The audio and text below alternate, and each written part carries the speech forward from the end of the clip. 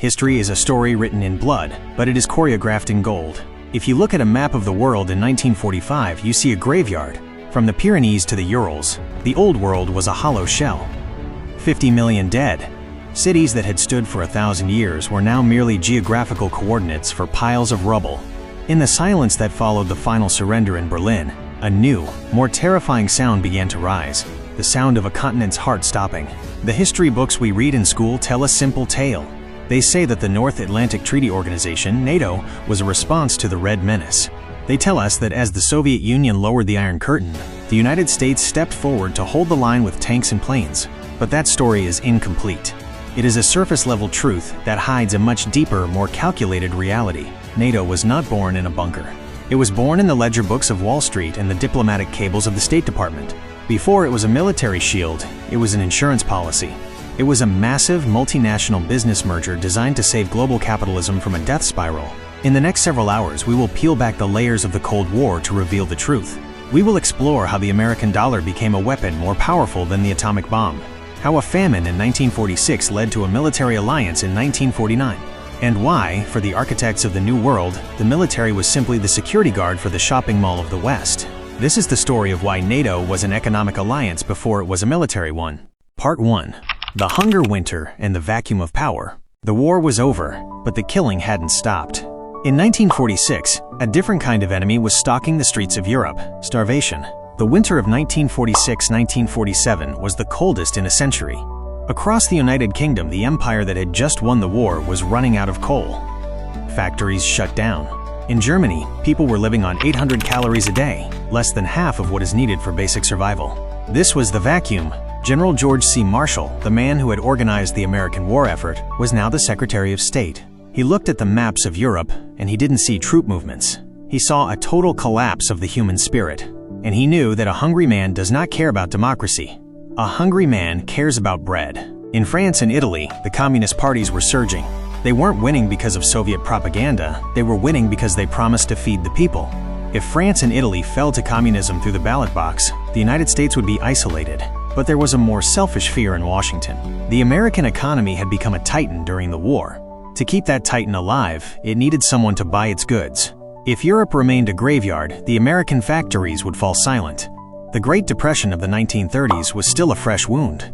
To the American elite, the collapse of Europe meant the bankruptcy of America. On June 5, 1947, George Marshall stood at Harvard University and proposed a European recovery program, the Marshall Plan.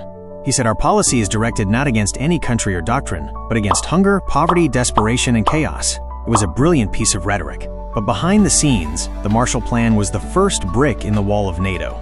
The US offered $13 billion, over $150 billion in today's money, to rebuild Europe. But it came with strings. To get the money, European nations had to agree to integrate their economies. They had to lower trade barriers. They had to move toward a unified market. They had to become American-style consumers. The Marshall Plan was the world's first hostile takeover, dressed as a humanitarian gift. It was the economic precursor to the military alliance. Before the US would send a single soldier back to Europe, they wanted to make sure they owned the real estate they were defending. Part 2. The dollar as a shield.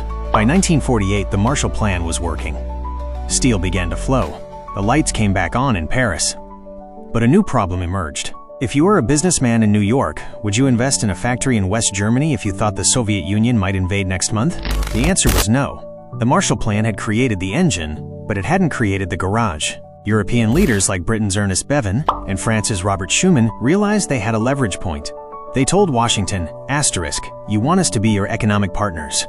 You want us to buy your Fords and your refrigerators. But we cannot build a future if we are terrified of the present." The Europeans demanded a security guarantee.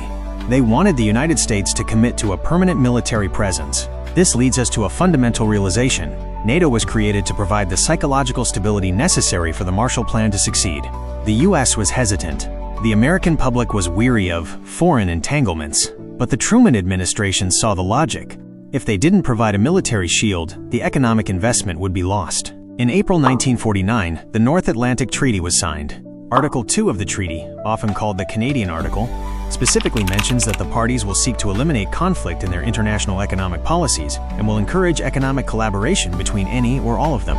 NATO wasn't just about Article 5, collective defense. It was about creating a safe zone for the American dollar. The dollar was tied to gold at $35 an ounce, and through NATO, the US ensured that the entire Western world would be anchored to this currency. If you wanted to be part of the security umbrella, you had to be part of the dollar system. The sword was the military, but the hand that held the sword was the treasury. Part 3. The standardization of empire. As the 1950s dawned, NATO began to transform from a piece of paper into a massive bureaucratic machine. This is where the economic alliance became visible in the most practical ways. Before NATO, every European army was a mess of different technologies. Britain used one type of rifle, France another, and the Americans a third. Their radios couldn't talk to each other. Their trucks used different parts. NATO introduced the concept of standardization. This sounds like a boring military detail, but it was a massive economic coup. By mandating that every member of the alliance use the same fuel, the same ammunition, and the same communication protocols, NATO created the largest unified market for military goods in history. And who was the primary manufacturer? The United States. American defense contractors like Lockheed, Boeing, and Raytheon didn't just win contracts, they won a permanent captive audience. By standardizing the West on American-designed equipment, the US ensured that for the next 50 years, Europe would be dependent on American supply chains. If a Dutch pilot flew a jet, that jet used American parts, American fuel, and American training. This wasn't just an alliance, it was a franchise system. Furthermore, the US used something called offshore procurement. They would use American tax dollars to buy weapons from European factories, as long as those factories followed NATO, American standards. This acted as a hidden form of industrial stimulus. It rebuilt the European defense industry, but it rebuilt it as a subsidiary of the American military-industrial complex. The military was the reason for the purchase, but the economic integration was the result. Part 4. The German Miracle and the Golden Cage. The most complex part of the NATO puzzle was Germany. How do you bring the most productive, most dangerous nation in Europe back into the fold without starting World War III? The French were terrified of a rearmed Germany. The Soviets were even more terrified. But the Americans knew that without German industry, Europe would never be a viable economic power. The solution was a stroke of genius. It was called dual integration. Germany would be allowed to rearm, but only inside NATO. Their soldiers would report to an American commander. Their logistics would be tied to a multinational system, but the economic side was even more brilliant. The European coal and steel community, the precursor to the EU, was built alongside NATO. The idea was simple. If you tie the steel and coal of Germany and France so tightly together that they cannot be separated, they cannot go to war. NATO provided the security envelope for this experiment. With the American military keeping the peace, the West German economic miracle exploded. Germany became the industrial engine of NATO. They produced the chemicals, the optics, and the engineering that the alliance needed. By the mid-1950s, the German ghost had been exorcised. The country was no longer a threat. It was a high-performance factory for the Western world. NATO had turned a former enemy into a primary shareholder in the American-led global order. Part 5. The 2% Shadow and the Modern Ledger. As we move into the 21st century, the debates about NATO have shifted. We hear about burden sharing and the 2% GDP target. But if you understand the history, these debates aren't really about tanks. They are about the cost of maintaining the global trade system. NATO is the global security guard. It ensures that the shipping lanes of the Atlantic remain open. It ensures that the undersea cables carrying trillions of dollars in digital transactions are not cut. It ensures that the rules-based international order, a system designed by the West, for the West, remains the only game in town. When a country like Poland or Estonia joins NATO, their GDP per capita typically skyrockets. Why? Because the moment they join, they are marked as safe for investment. The risk premium disappears, capital flows in, because the American military is standing at the door. NATO is the ultimate AAA credit rating. Conclusion: the merchant's peace. A raider. We began this journey by looking at the ruins of 1945. We saw a continent that was bankrupt, starving, and broken. We were told that NATO saved Europe from the Soviets. And in many ways it did. But the way it saved Europe was not just through the barrel of a gun. It was through the stability of a currency, the integration of a market, and the standardization of a civilization. NATO was and is the military wing of a global economic vision. It is the realization that peace is not just the absence of war, it is the presence of trade.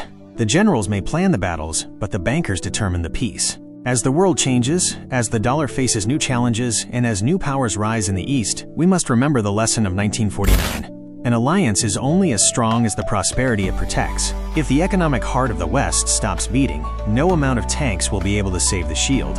The story of NATO is the story of how we traded our swords for ledgers, and how we realized that, in the modern world, they are one and the same.